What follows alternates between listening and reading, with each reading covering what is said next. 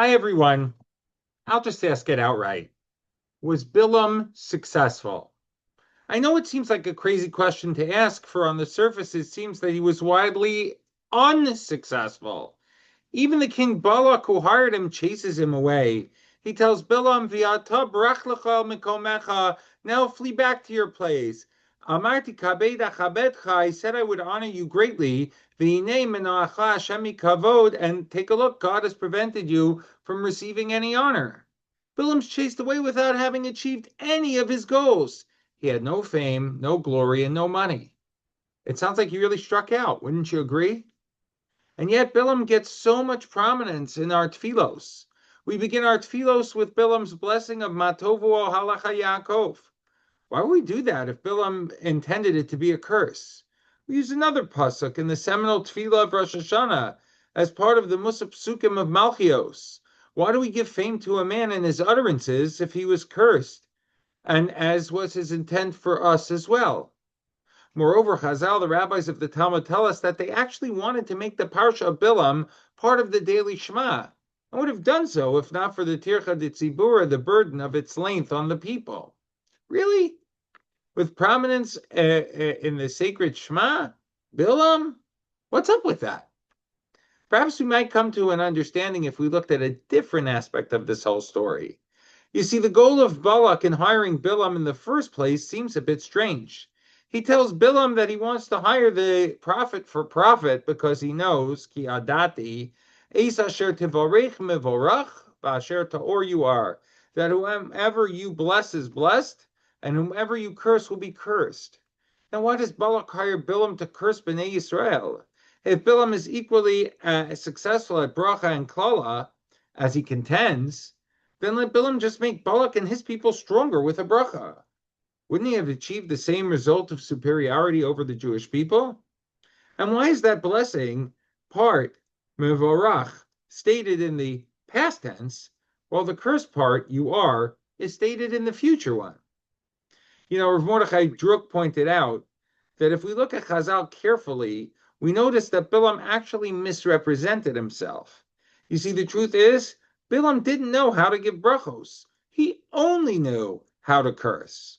As far as blessing was concerned, he was only capable of making it look like he was doing that, but didn't actually offer bracha.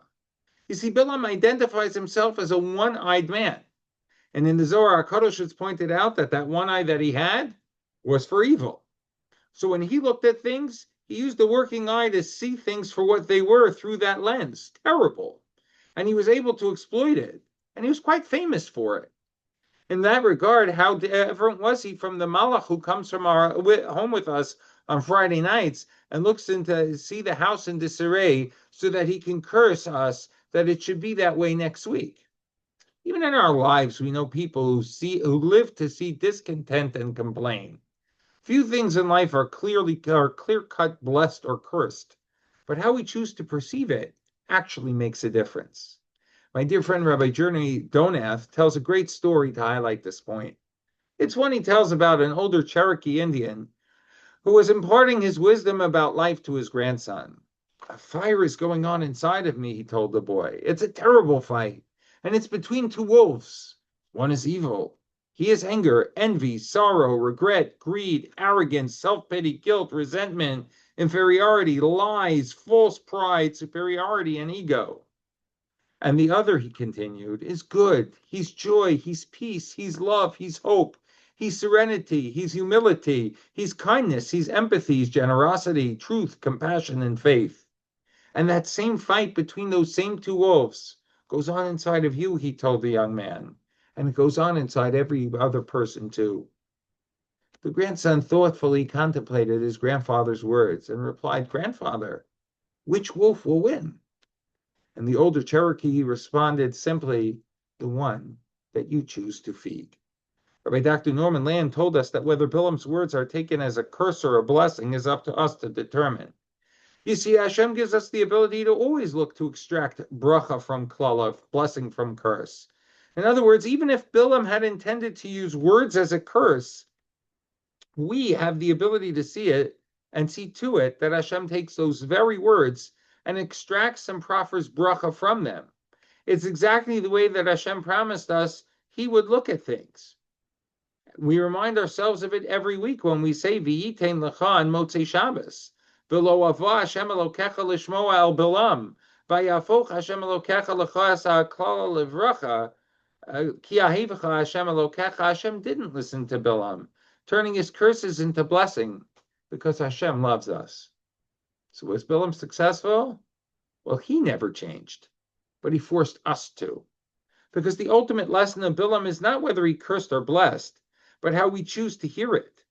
Hashem turned his curses into blessings, but it's our job to turn our curses into perspective, to see with both eyes, not just the cynical one. When someone says something negative about us, our family, our people, our nation, we don't need to repeat it, retweet it, or internalize it. Let's flip it. Let's reclaim it. Let's say that's not a curse. That's raw material for a bracha. And the next time someone throws a verbal grenade your way, smile. It might just explode into a bracha. And the next time you look at your Shabbos table, your spouse, your kids, your community, or our people, or even your bank account, ask yourself, which eye are you using? The one that sees everything wrong, or the one that feeds the good wolf? And if you find yourself becoming the Bilam in someone else's life, with complaints, with criticism, with sarcasm, stop and ask yourself, is this my one-eyed moment? Then do what Bilam never could do. See the full picture. Choose to offer bracha. So let's not become Bilam's students by repeating his messages of doom. Let's take his words and do to them what Hashem did. Turn them inside out. Because that's the Bilam secret. He failed, but only because we chose not to let him succeed. Wishing you and yours a Shabbat Shalom, and a Shabbat Shalom to